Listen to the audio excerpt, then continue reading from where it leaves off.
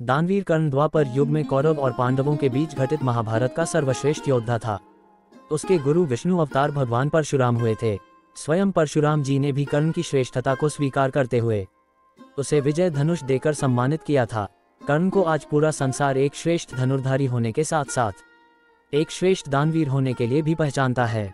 उसके द्वार से कोई भी याचक खाली हाथ नहीं लौटता था। कर्ण के दानवीरता का गुणगान तो स्वयं भगवान कृष्ण ने भी किया था।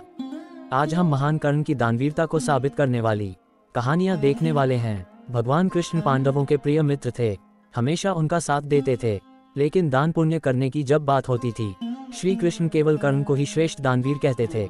ये बात अर्जुन को अच्छी नहीं लगती थी। एक दिन अर्जुन ने भगवान कृष्ण से पूछा, हे वासुदेव, दान पुण्य तो 5 पांडव भी करते हैं, लेकिन आप हमारी कभी प्रशंसा नहीं करते।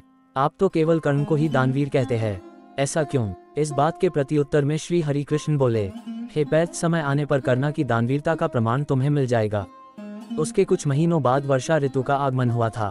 चारों ओर मूसलाधार बारिश होने लगी थी। उस समय एक ब्राह्मण देवता पांडवों के महल में पधारे। उन्होंने अर्जुन से कहा कि उनकी धर्मपत्नी का स्वर्गवास हो गया है, इसलिए उसके अंतिम संस्कार हेतु उन्हें चंदन की सूखी लकड़ियों का दान चाहिए। अर्जुन ने मंत्री को बुलाया और सूखी चंदन की लकड़ियों का प्रबंध करने का आदेश दिया।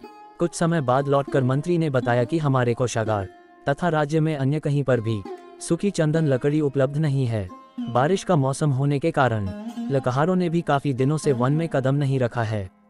मंत्री से पूरी बात सुनकर अर्जुन ने ब्राह्मण देवता को चंदन की लकड़ियों की कमी के बारे में बताया।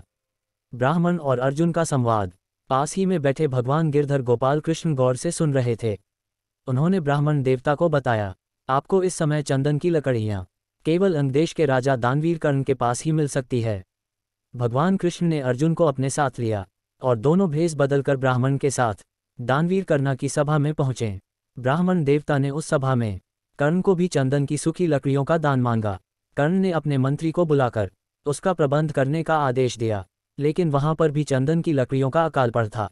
बारिश की वजह से समूचे राज्य में सूखी चंदन की लकड़ी शेष नहीं थी। वह सुनने के बाद दानवीर कर्ण ने कुछ पल सोचकर सिपाहियों को बुलाया और महल के एक कक्ष के चंदन की लकड़ियों के खंभे तोड़ दिए और ब्राह्मण देवता को बहुत सारी सूखी चंदन की लकड़ियां उपलब्ध कराए। यहाँ तक कि उस ब्राह्मण को उसके घर तक लड़कियों समेत पहुंचाने की व्यवस्था भी कर दी। ये दृश्य भेष बदले हुए कृष्ण और अर्जुन भी देख रहे थे। उस दिन अर्जुन को कर्ण के दानवीर होने का प्रमाण प्राप्त हुआ। तो ये थी दानवीर कांड की कहानी।